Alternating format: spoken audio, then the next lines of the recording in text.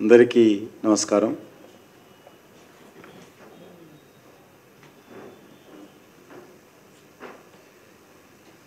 ఇటీవల జరిగినటువంటి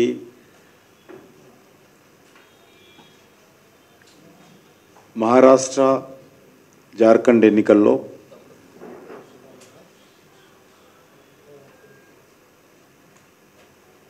మహారాష్ట్రలో భారతీయ జనతా పార్టీ నేతృత్వంలోని ఎన్డీఏ పూర్తి స్థాయిలో విజయం సాధించడం పట్ల హర్షం వ్యక్తం చేస్తూ ఉన్నాను. మన దేశానికి ఆర్థిక రాజధాని,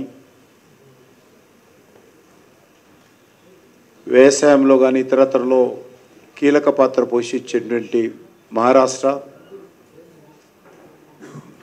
మరి అనేక రకాలుగా కాంగ్రెస్ పార్టీ అనేక రకాల తప్పుడు ప్రచారం చేసినప్పటికీ కూడా నరేంద్ర మోడీ గారి నేతృత్వంలో మహారాష్ట్రలో డబుల్ ఇంజన్ సర్కార్పై మరొకసారి మహారాష్ట్ర ప్రజలు గతంలో కంటే అత్యధికమైనటువంటి ఓట్లు సీట్లు బీజేపీకి ఇవ్వడం అనేటువంటిది మనం కనిపిస్తూ ఉంది. భారతీయ జనతా పార్టీ వ్యతిరేకంగా గత పార్లమెంట్ ఎన్నికల్లో మహారాష్ట్రలో బీజేపీ వస్తే రిజర్వేషన్ పోతుందని, మరాఠీలకు అన్యాయం జరుగుతుందని ప్రచారం చేసినప్పటికీ అప్పుడు కొంత లబ్ధి పొందడం జరిగింది. కానీ ఈరోజు ఈ 5 నెలల్లో తిరిగి ప్రజలు పూర్తి స్థాయిలో నాకు తెలిసినంత వరకు మహారాష్ట్ర గుజరాత్ విడిపోయినప్పుడు జరిగినటువంటి ఎన్నికల తర్వాత ఇంత land side victory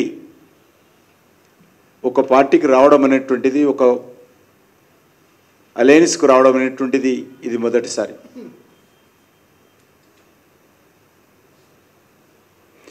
Congress party కులం పేరుతో, మతం పేరుతో, భాష పేరుతో అనేక రకాలుగా గింద సామెతగా ఈ దేశంలో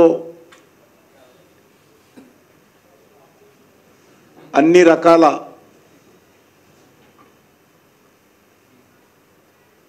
నష్టాలకు, అన్ని రకాలుగా ఈ దేశంలో ప్రజలకు ఇబ్బంది పెట్టినటువంటి పార్టీ కాంగ్రెస్ పార్టీ. అటువంటి పార్టీ భారతీయ జనతా పార్టీ దేశానికి మొత్తం నష్టానికి కారణమైనటువంటి తప్పుడు ప్రచారం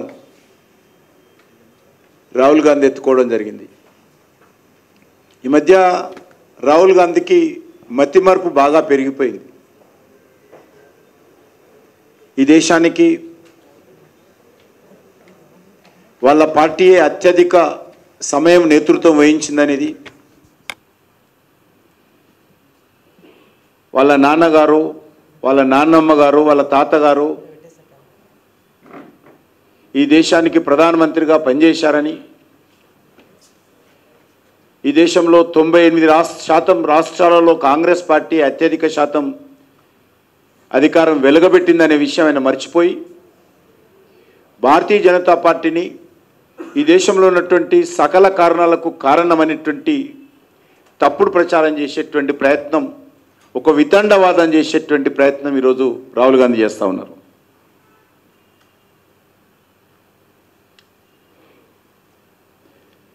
రాహుల్ గాంధీ చిలక పలుకులకు, గురువింద గింజ సామెతకు మరి ఏమాత్రం ప్రజలు స్పందించలేదు. కాంగ్రెస్ పార్టీ రాహుల్ గాంధీ యొక్క దుష్ప్రచారం మరొకసారి అర్థమైంది. ఈరోజు పరిస్థితి చూస్తే ఎట్లా ఉందంటే, జార్ఖండ్లో మహారాష్ట్రలో కలిపితే 30 సీట్లు కూడా దాటే పరిస్థితి లేదు కాంగ్రెస్ పార్టీ. జార్ఖండ్లో మహారాష్ట్రలో 2 రాష్ట్రాల్లో వచ్చినటువంటి ఎమ్మెల్యే స్థానాలు చూస్తే 30 సీట్లు కూడా దాటే పరిస్థితి లేదు. అంత ప్రజా వ్యతిరేకత కాంగ్రెస్ పార్టీ కూడగట్టుకున్నది. మహారాష్ట్రలో విపక్ష హోదా కూడా కాంగ్రెస్ పార్టీకి రాలేదు. మోడీ గారి నాయకత్వంలో డబుల్ ఇంజన్ సర్కారు పట్ల ప్రజలకు ఉన్నటువంటి నమ్మకాన్ని ప్రజలు అద్భుతమైనటువంటి తీర్పు ఇవ్వడం జరిగింది.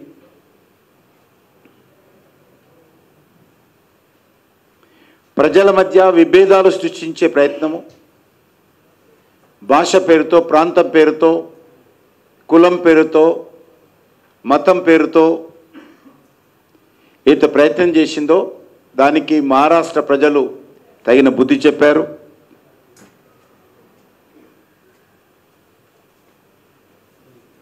రాజ్యాంగాన్ని చేతపట్టుకొని మహారాష్ట్ర ఎన్నికల్లో కాంగ్రెస్ పార్టీ నాయకులు విష ప్రచారం చేశారు. ఎందుకంటే మహారాష్ట్రలో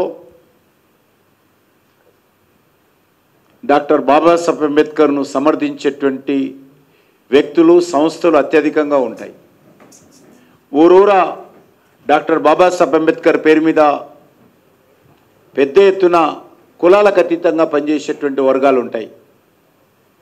అటువంటి మహారాష్ట్రలో డాక్టర్ బాబాసాహెబ్ అంబేద్కర్ రూపకల్పన చేసినటువంటి రాజ్యాంగాన్ని చేతపట్టి ఊరూరా ప్రచారం చేసినప్పటికీ కాంగ్రెస్ పార్టీ యొక్క అబద్ధాలను, అసత్యాలను ప్రజలు నమ్మలేదు. ఎస్సీ సీట్లలో తీసుకున్నా, ఎస్టీ సీట్లలో తీసుకున్నా, బీజేపీకి సంబంధించినటువంటి ఎన్డీఏ భాగస్వామ్య పార్టీలు మెజార్టీ సీట్లు పొందడం జరిగింది.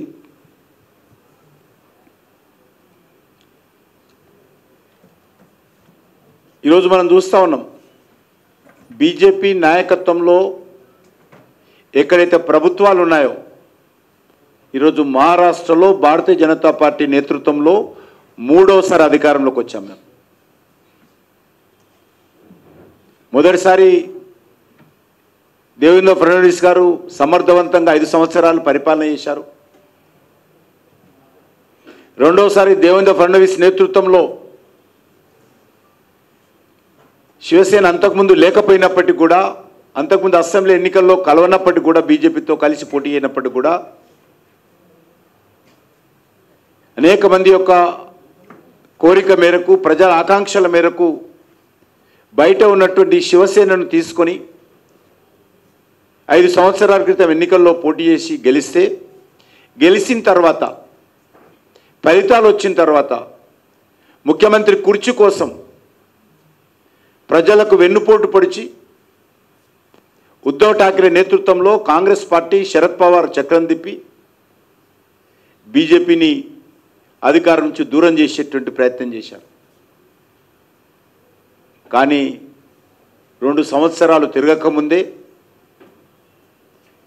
మళ్ళీ అక్కడ మోసం చేసినటువంటి శివసేనకు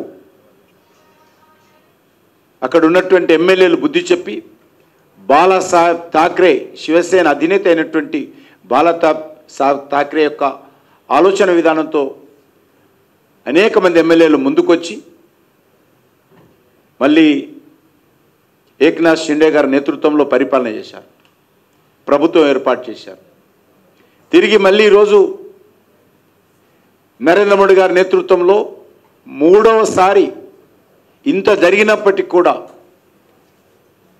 3వసారి మహారాష్ట్ర ప్రజలు అత్యద్భుతమైనటువంటి మెజార్టీతో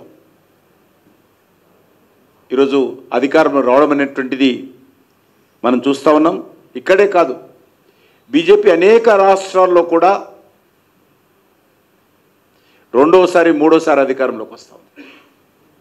గోవాలో, పక్కనున్నటువంటి గోవాలో మూడోసారి అధికారంలోకి వచ్చాం. ఓట్లు పెంచుకున్నాము, సీట్లు పెంచుకున్నాం గోవాలో. ఆ ఎన్నికల్లో నేను మొత్తం అక్కడ ఉన్నాను. గుజరాత్లో ఆల్మోస్ట్ మరి వరుసగా గత 5-6 టర్మ్స్గా భారతీయ జనతా పార్టీ వరుసగా గెలుస్తూ ఉంది. హర్యానాలో రెండోసారి అధికారంలోకి వచ్చాం. మహారాష్ట్రలో ఈరోజు చూస్తే మూడోసారి అధికారంలోకి వచ్చాం. మధ్యప్రదేశ్లో అనేక దఫాలుగా అధికారంలోకి వస్తూ ఉన్నాం. యూపీ ఎలక్షన్ చూసినట్లయితే రెండోసారి అధికారంలోకి వచ్చాం. ఉత్తరాఖండ్లో రెండోసారి అధికారంలోకి వచ్చాం. అస్సాంలో రెండోసారి అధికారంలోకి వచ్చాం. ఈ రకంగా అనేక రాష్ట్రాలలో భారతీయ జనతా పార్టీ మేము చేసినటువంటి పనిని నరేంద్ర మోడీ గారి నేతృత్వంలో ప్రజలకు చూపించి అధికారంలోకి వచ్చాము. ఈసారి మరొకసారి మహారాష్ట్ర మూడోసారి అధికారంలోకి వచ్చి మనకు అద్దం పడతా ఉంది. ఈరోజు కాంగ్రెస్ పార్టీ 3 రాష్ట్రాలకే పరిమితమైంది. గ్యారంటీల పేరుతో మభ్యపెట్టినటువంటి తెలంగాణ, గ్యారంటీల పేరుతో మభ్యపెట్టినటువంటి కర్ణాటక, గ్యారంటీల పేరుతో దివాలా తీసినటువంటి హిమాచల్ ప్రదేశ్, 3 రాష్ట్రాలకే ఈరోజు కాంగ్రెస్ పార్టీ పరిమితమైంది.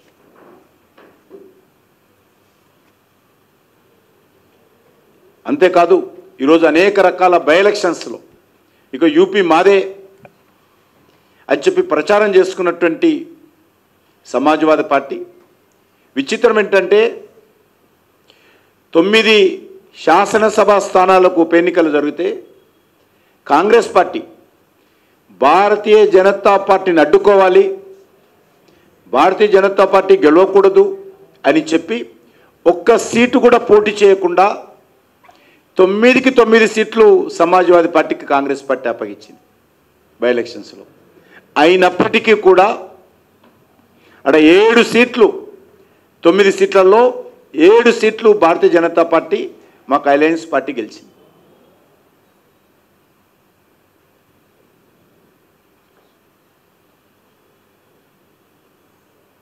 మహారాష్ట్రలో గత ఎన్నికల్లో 44 సీట్లు గెలిచినటువంటి కాంగ్రెస్ పార్టీ ఈరోజు అలయన్స్లో శివసేన లాంటి పార్టీతో కూడా కలిపి అలయన్స్లో పోటీ చేస్తే లాస్ట్ టైం గెలిచినటువంటి సీట్లలో సగం సీట్లు కూడా గెలపలేనటువంటి పరిస్థితి మహారాష్ట్రలో ఏర్పడింది.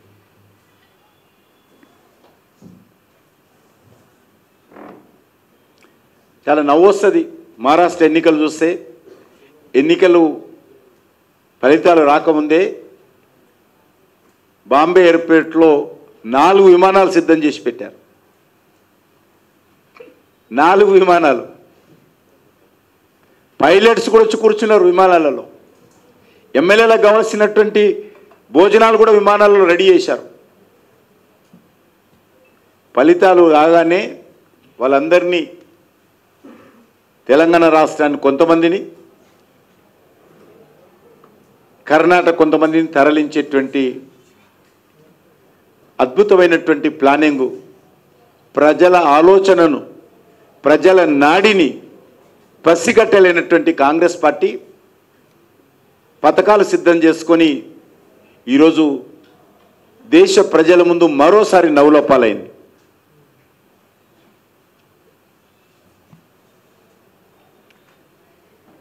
శివసేన, ఉద్ధవ్ ఠాక్రే నేతృత్వంలో ఉన్నటువంటి శివసేన, ఒరిజినల్ శివసేన కాదు, బాలాసాహెబ్ ఠాక్రే శివసేన ఏక్నాథ్ షిండే నేతృత్వంలోకి వెళ్ళింది. పార్టీ పేరు కానీ, పార్టీ గుర్తు కానీ ఏక్నాథ్ షిండే గారి నేతృత్వంకి వెళ్ళింది. ఉద్ధవ్ ఠాక్రే నేతృత్వంలో ఉన్నటువంటి పార్షియల్ శివసేన రాహుల్ గాంధీతో కలిసి బాలాసాహెబ్ ఠాక్రే యొక్క సిద్ధాంతాలకు, ఆయన లక్ష్యాలకు ఆయన స్ఫూర్తికి విరుద్ధంగా కాంగ్రెస్ పార్టీతో ఓటు బ్యాంక్ రాజకీయాల్లో పాల్పడేటువంటి వ్యక్తులతో శక్తులతో కలిసినందుకు మహారాష్ట్ర ప్రజలు ముఖ్యంగా బాలాసాహెబ్ ఠాక్రే శివసేన అధినేత బాలాసాహెబ్ ఠాక్రే పట్ల విశ్వాసం ఉండేటువంటి ఓటర్లందరూ కూడా మూకుమ్మడిగా నరేంద్ర మోడీ గారి నేతృత్వంలోని ఎన్డీఏ పార్టీలకు మద్దతు ఇచ్చారు. ఇది చాలా మార్పు, స్పష్టమైనటువంటి మార్పు మహారాష్ట్రలో కనిపించింది. బాలాసాహెబ్ ఠాక్రే కొడుకైనటువంటి ఉద్ధవ్ ఠాక్రే, మనోడైనటువంటి ఆదిత్య ఠాక్రే, వీళ్ళ మాటలను లెక్క చేయకుండా ప్రజలు బాలాసాహెబ్ ఠాక్రే మీద ఉన్నటువంటి అభిమానంతో, ఆయన ఆలోచన విధానంతో, ఆయన స్ఫూర్తితో కొడుకును కూడా లెక్క చేయకుండా శివసేనకు వాళ్ళతో కలిసినటువంటి పార్టీలకు సరిగ్గా బుద్ధి చెప్పడం జరిగింది. ఈరోజు ఆ వచ్చిన కొన్ని సీట్లు, ఉద్ధవ్ ఠాక్రేకి వచ్చినటువంటి కొన్ని సీట్లు కూడా శివసేన ఓట్లు కాదది, శివసేన వ్యతిరేక ఓట్లతో ఆ సీట్లు వచ్చాయి. కూడా నిజమైనటువంటి శివసేన టోటల్గా నరేంద్ర మోడీ గారి నేతృత్వంలో ఎన్డీఏ పక్కన చేరింది. ప్రజలు చాలా చైతన్యవంతులైన విషయం మరొకసారి మహారాష్ట్ర ఎన్నికల్లో స్పష్టమైంది. శివసేన పెట్టింది ఎందుకు, శివసేన ఏ లక్ష్యాల కోసం పెట్టారు, ఆయన కొడుకు పార్టీని ఎవరి చేతిలో పెట్టాడు, దానికి వ్యతిరేకంగా ప్రజలు ఏ రకంగానైతే శివసేన ఎమ్మెల్యేలు ఉద్ధవ్ ఠాక్రే మీద తిరుగుబాటు చేశారో, మహారాష్ట్ర ప్రజలు కూడా ఉద్ధవ్ ఠాక్రే మీద తిరుగుబాటు చేసి బాలాసాహెబ్ ఠాక్రే యొక్క ఆలోచన విధానంతో నరేంద్ర మోడీ గారి నాయకత్వానికి అండగా నిలబడడం అనేటువంటిది ఎన్నికల్లో మరొక ప్రత్యేకతని సందర్భంగా మనం చేస్తాం. మహారాష్ట్ర ప్రజలు వారసత్వాన్ని చూడలే, మహారాష్ట్ర ప్రజలు బాలాసాహెబ్ యొక్క ఆలోచన విధానాన్ని చూశారు, ఆ యొక్క పార్టీ యొక్క సిద్ధాంతాన్ని చూశారు, బాలాసాహెబ్ ఠాక్రే యొక్క స్ఫూర్తిని చూశారనే విషయాన్ని ఈ సందర్భంగా మనం చేస్తా ఉన్నాం.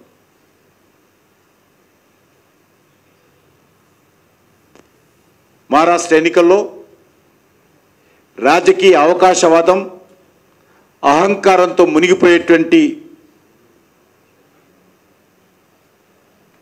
నావనెక్కినటువంటి కాంగ్రెస్ పార్టీ కానీ, ఉద్ధవ్ ఠాక్రేని కానీ, రాజకీయ కురువృద్ధుడుగా నా కనుసైగల్లో మహారాష్ట్ర నడుస్తుందని, నా కనుసైగల్లో మరాఠవాడ ఉంటుందని ప్రగల్భాలు పలిపెట్టేటువంటి శరద్ పవార్ గారి పట్ల కూడా ప్రజలు ఏ రకంగా తీర్పునిచ్చారో మనము అర్థం చేసుకోవచ్చు.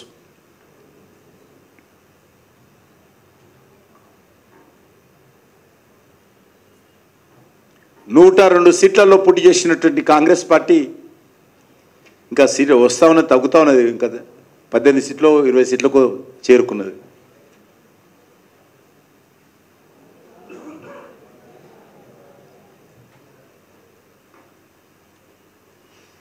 ఈరోజు మనం చూస్తూ ఉన్నాం, దేశంలో ఇటీవల జరిగినటువంటి హర్యానా,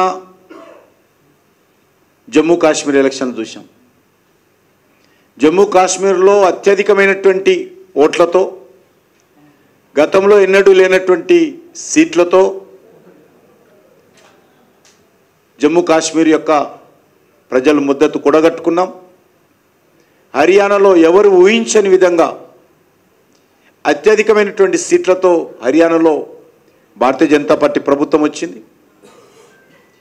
ఈరోజు వచ్చినటువంటి ఫలితాలు చూసినట్లయితే ఒక ప్రత్యేకమైనటువంటి పరిస్థితుల్లో జార్ఖండ్లో మేము అనుకున్నటువంటి లక్ష్యాలను నిలబెట్టకపోయినా మా పాత్ర మేము పోషించాము. గతంలో సీట్లు కానీ ఓట్లు కానీ మాకు అంతే వచ్చాయి. కానీ మహారాష్ట్రలో చూస్తే మా ఓట్ల సంఖ్య, సీట్ల సంఖ్య చాలా గణనీయంగా మహారాష్ట్రలో భారతీయ జనతా పార్టీకి రావడం జరిగింది. ఈరోజు గ్రామీణ ప్రాంతాలు తీసుకున్నట్లయితే మహారాష్ట్రలో 138 సీట్లుంటే వీళ్ళందరూ కలిసి 28 సీట్లకు వచ్చాయి. మాకు బీజేపీకి 138 సీట్లు వస్తే రూరల్ ఏరియాలో కాంగ్రెస్ పార్టీ నేతృత్వంలోని మరి కూటమికి 28 సీట్లు వచ్చాయి. ఇంకా తగ్గుతూ ఉన్నాయి చూస్తూ ఉంటే. ఈరోజు చూస్తుండాలి, సంజయ్ రౌత్ అన్నటువంటి ఒక పనికిరాని ఒక రాజకీయ నాయకుడు ఉన్నాడు. ఆయన కనీసం చెప్పడానికి సిగ్గు అనిపించదు ఆయనకు. ఈవీఎంస్ మేనేజ్ చేశారు, ఈవీఎంస్ కుట్ర చేశారు. మరి జార్ఖండ్లో ఎందుకు మాట్లాడావు కుట్ర జరిగినప్పుడు? గత పార్లమెంట్ ఎలక్షన్స్లో మెజార్టీ వచ్చింది కదా మీకు మహారాష్ట్రలో. అప్పుడు ఈవీఎంలు పనిచేయలేదా? అప్పుడు ఈవీఎంలు పొరపాటు లేదు. ఈ దేశంలో చాలా అలవాటైంది కాంగ్రెస్ పార్టీకి, అలా సంబంధించినటువంటి కొన్ని పార్టీలకు. రాహుల్ గాంధీతో సహా మొన్న పార్లమెంట్ ఎలక్షన్స్లో కూడా పొరపాటు జరిగిందని ఎలక్షన్ కమిషన్ మీద విపరీతంగా తప్పుడు ప్రచారం చేశారు. వాళ్ళు గెలిస్తే తెలంగాణలో ఈవీఎంలు బాగున్నట్టు, వాళ్ళు గెలిస్తే కర్ణాటకలో ఈవీఎంలు బాగున్నట్టు, వాళ్ళు గెలిస్తే హిమాచల్ ప్రదేశ్లో ఈవీఎంలు బాగున్నట్టు, వాళ్ళు జార్ఖండ్ ముక్త్ మోర్చా జార్ఖండ్లో గెలిస్తే ఈవీఎంలు బాగున్నట్టు, బీజేపీ గెలిస్తే ఈవీఎంలు ట్యాంపరింగ్ జరిగినట్టు ఒక అలవాటు కాంగ్రెస్ పార్టీకి అయింది.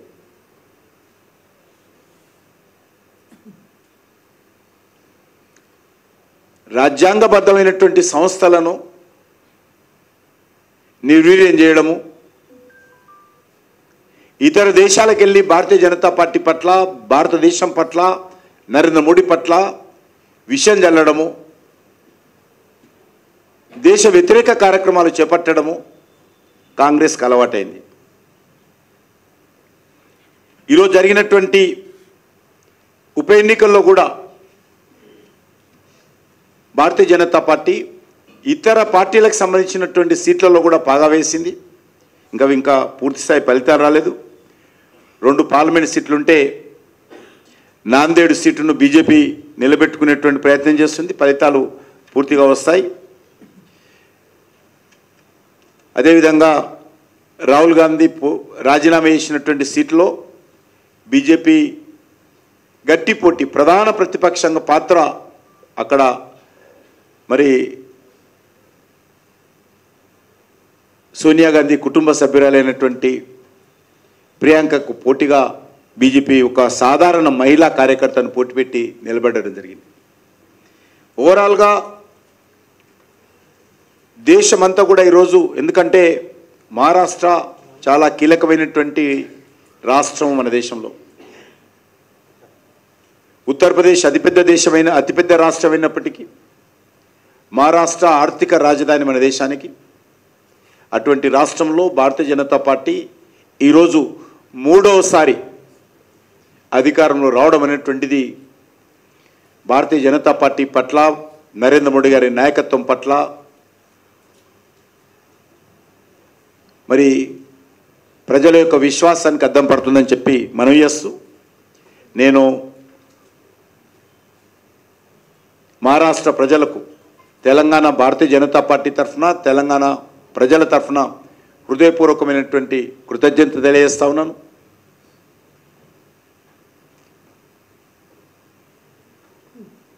ఈరోజు ఎన్డీఏ భాగస్వామ్య పార్టీలైనటువంటి పార్టీలకు నాయకత్వం వహించినటువంటి దేవేంద్ర ఫడ్నవీస్ గారికి, ఏక్నాథ్ షిండే గారికి, అజిత్ పవార్ గారికి కూడా శుభాకాంక్షలు తెలియజేస్తా ఉన్నాను. ధన్యవాదాలు.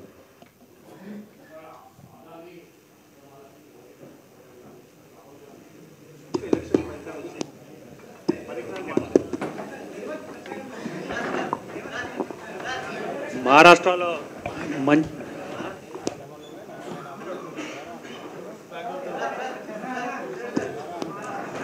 ఇప్పుడు ఒకటి గుర్తుపెట్టుకోండి,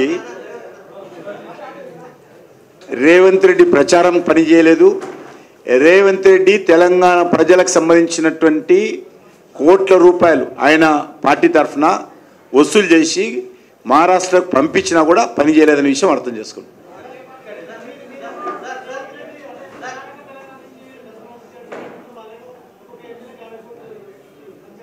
ఎవరంటున్నారు? నేను తెలంగాణ గురించి మాట్లాడుతున్నాను. తెలంగాణకైతే తెలంగాణ నుంచే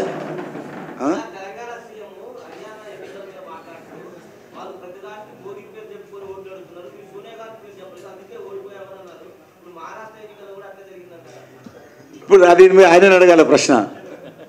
ఇప్పుడు రాహుల్ గాంధీ ఎక్కడెక్కడ అడుగు పెడితే, ఎక్కడెక్కడ ప్రచారం చేస్తే, ఇక్కడ తెలంగాణలో టీఆర్ఎస్ పోవాలని ప్రధానమైనటువంటి లక్ష్యము, కాంగ్రెస్ పార్టీ ఇచ్చినటువంటి 6 గ్యారంటీలు రెండవ లక్ష్యం. ఈ రెండింటి కారణంగా తెలంగాణలో కాంగ్రెస్ పార్టీ కొట్టేశారు తప్ప రాహుల్ గాంధీకో, సోనియా గాంధీకో, రేవంత్ రెడ్డికో ఓట్లేలే. ఒకటి టీఆర్ఎస్ పోవాలి అనేటువంటి ప్రధానమైనటువంటిది ఒకటి, రెండోది కాంగ్రెస్ పార్టీ ఇచ్చినటువంటి 6 గ్యారంటీలు. ఈ రెండింటి కారణం గెలిచారు తప్ప ఈరోజు హర్యానాకు సోనియా గాంధీ పేరు చెప్పలేదాను, హర్యానాలో రాజీవ్ గాంధీ పేరు చెప్పలేదాను. మరి మొన్న మొత్తం ఈ ప్రచారం చేసింది కదా రాహుల్ గాంధీ, మరి ఎందుకు గెలవలేదు మహారాష్ట్రలో?